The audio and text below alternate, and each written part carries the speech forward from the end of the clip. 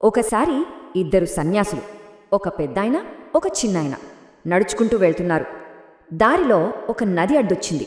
వరదల వల్ల నది ఉధృతంగా ప్రవహిస్తోంది. ఒడ్డున ఒక అమ్మాయి నది దాటలేక నిస్సహాయంగా నిలబడి ఉంది. ఆ సన్యాసులకు ఒక నియమం ఉంది. వాళ్ళు ఎట్టి పరిస్థితుల్లోనూ స్త్రీలను తాకకూడదు. కాని ఆ పెద్ద సన్యాసి ఒక్క క్షణం కూడా ఆలోచించకుండా ఆ అమ్మాయిని తన చేతులతో పైకెత్తుకుని నది దాటించి అవతలి ఒడ్డున దించేశాడు. ఇది చూసిన చిన్న సన్యాసికి షాక్, కోపం రెండూ వచ్చాయి. కాని అప్పుడు ఏమీ మాట్లాడలేదు. వాళ్ళు అలా మౌనంగా కొన్ని మైళ్ళు నడిచారు. చిన్న సన్యాసి లోపల ఆ సంఘటనే తిరుగుతోంది. ఇక ఉండబట్టలేక పెద్దాయన మీద అరిచాడు, గురువుగారు, మీరు మన పవిత్ర నియమాన్ని ఎలా ఉల్లంఘించారు? అంత పెద్ద తప్పు ఎలా చేశారు అని. అప్పుడు ఆ పెద్ద సన్యాసి ప్రశాంతంగా నవ్వి ఇలా అన్నారు, నేను ఆ అమ్మాయిని ఎప్పుడో నది ఒడ్డున దించేశాను. కాని నువ్వు మాత్రం ఇంకా ఆమెను మోస్తూనే ఉన్నావు. చూసారా ఎంత గొప్ప మాట.